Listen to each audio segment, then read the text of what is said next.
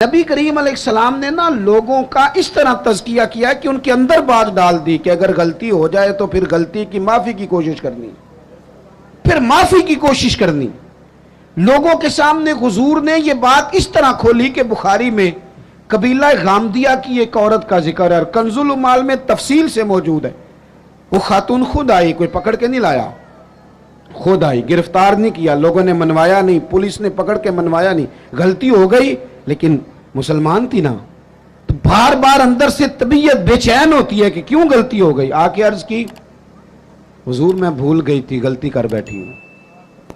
تو محبوب فرماتے ہیں کیسے پتہ چلے گا تو نے غلطی کی؟ کہنے لگی میرے پیٹ میں ناجائز بچہ ہے۔ حضور نے فرمایا اسے لے جاؤ، فرمایا واپس جا، جب بچہ پیدا ہو جائے تو آنا۔ وہ چلی گئی، 2 سپاہی نہیں اس کے ساتھ کھڑے کیے کہ کہیں بھاگ نہ جائے۔ وہ بچہ پیدا ہوا تو پھر آئی، نبی پاک علیہ السلام نے فرمایا واپس جا، اسے دودھ پلا، جب روٹی کھانے لگے تو پھر آنا۔ وہ آئی تو بچے کے ہاتھ میں روٹی کا ٹکڑا تھا۔ محبوب نے بچہ کسی کے حوالے کیا، فرمایا اسے لے جاؤ اور پتھر مار کے سنسار کر دو، سزا دے دی حضور نے۔ وہ حضور کے سامنے جب کھڑی تھی تو پتہ کیا کہتی تھی؟ کہتی تھی حضور میں رات کو سو نہیں پاتی، اذان سنیں جی پہلے، بس میں بات سمیٹنے لگا ہوں، آپ توجہ فرمائیں۔ وہ خاتون کو سنسار کیا گیا، انتقال ہو گیا۔ اب لطف کی بات پتہ کیا ہے؟ اس کا جنازہ بھی میرے نبی کریم نے پڑھایا۔ کسی شخص نے کوئی جملہ کہہ دیا، کہا کہ یہ کیا بات ہوئی کہ اتنی اس شخص نے غلطی کی، کوئی ایک بات کہہ دی، تو پتہ ہے حضور نے کیا فرمایا؟ نبی کریم علیہ السلام فرمانے لگے اس نے تو ایسی توبہ کی ہے، ایسی توبہ کی ہے، ایسی توبہ کی ہے کہ اگر اپنی ساری امت میں بانٹ دوں تو اللہ سب کی بخشش فرما دے۔ یہ جو احساس ہے نا، طبیعت میں احساس پیدا کریں۔ اگر کبھی بھول جائیں، کبھی کسی شخص کے بارے میں دل میں بات آ جائے تو پھر آپ اپنے لیے اس کو کلیئر کریں، صاف کریں، معافی مانگ لیں۔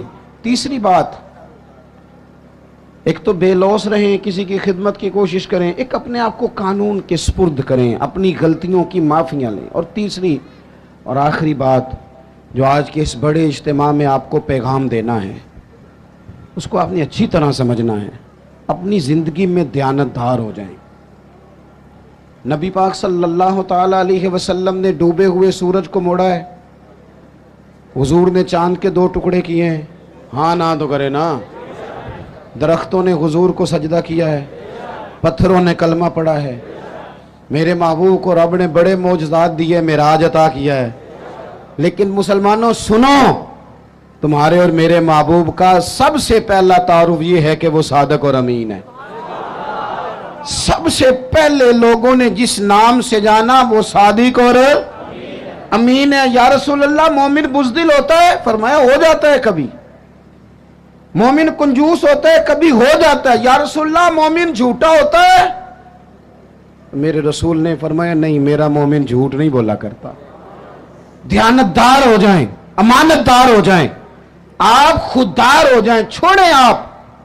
وہ کسی درویش نے کہا تھا لوگوں نے اتنا پایا نہیں جتنا میں نے ٹھکرایا ہے۔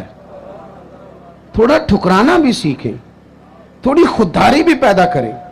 دیانتدار ہونے کے لیے کفایت شعار ہونا ضروری ہے، تھوڑے پہ گزارا کرنا سیکھیں۔ ایک وقت روٹی کھائیں۔ ہم دیہاتی لوگ ہیں، ہمارے بڑے بوڑھوں نے ہمیں سبق پڑھایا ہے کہ گندم سے بڑھولا بھر لو اور مرتبان سے اچار بھر لو، پھر تمہیں کسی جگہ جانے کی ضرورت ہے بالکل نہیں، قطعاً نہیں۔ تھوڑا کھاؤ میرے دوستو، لیکن رزق حلال طیب۔ اگر امانت دار نہیں رہو گے پھر بھکاری بھی بنو گے، پھر ملاوٹیں بھی کرو گے، پھر تو اس طرح کے برے حالات ہوتے ہیں کہ لوگ جانوں سے کھیلتے ہیں، دوائیوں میں بھی ملاوٹیں کرتے ہیں۔ امانت داری حضور کی سب سے پہلی تعریف لوگوں نے کی۔ کبھی بھی زندگی میں کبھی بھی بددیانتی کا مظاہرہ نہ کریں۔ اور دیانتدار کس کے ساتھ ہونا ہے؟ میں اپنے ممبر سے ہو جاؤں اور کونسلر اپنی کرسی سے ہو جائے، ڈاکٹر اپنے آپ سے ہو جائے، طالب علم اپنے علم سے ہو جائے، استاد اپنی ڈیوٹی سے ہو جائے، استاد کا احترام بڑا ضروری ہے، پر استاد کو اجازت نہیں کہ کلاسیں کھیل رہی ہوں اور استاد سموسے منگا کے کھا رہے ہوں، وہ بھی تو ڈیوٹی کرے نا اپنی ٹائم پہ۔ مزدور کی مزدوری پسینہ خشک ہونے سے پہلے دینی ہے، پر مزدور کو اجازت نہیں کہ وہ روٹی کھانے جائے تو گھنٹہ وہیں بیٹھا رہے، وہ 10 منٹ کونے میں بیٹھ کے چائے پینے جائے اور 20 منٹ وہ سگریٹ بھی پیتا رہے۔ آپ اپنے کام سے دیانتدار ہو جائیں، اپنا کام سونا کر کے کرنا شروع کریں، اس میں نفاست لائیں۔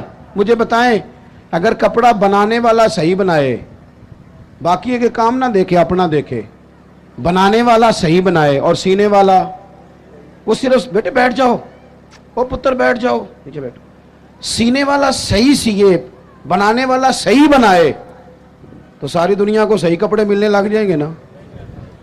اگر دوائی بنانے والا وہ کوئی اور کام نہ کرے، دوائی صحیح بنائے تو یہ کام سارا مسئلہ لوگوں کا حل ہوگا کہ نہیں ہوگا؟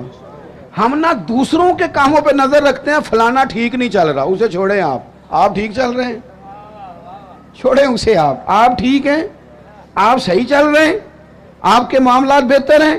میں آپ کو ذاتی طور پہ بتاتا ہوں، میرے قریب والے دوست جانتے ہیں، کبھی زندگی میں کوئی کام خراب ہو جائے، کوئی پلان کیا تھا اس میں کوئی کمزوری رہ جائے تو میں کہتا ہوں پہلے مجھے اپنی غلطیاں ڈھونڈ لینے دو۔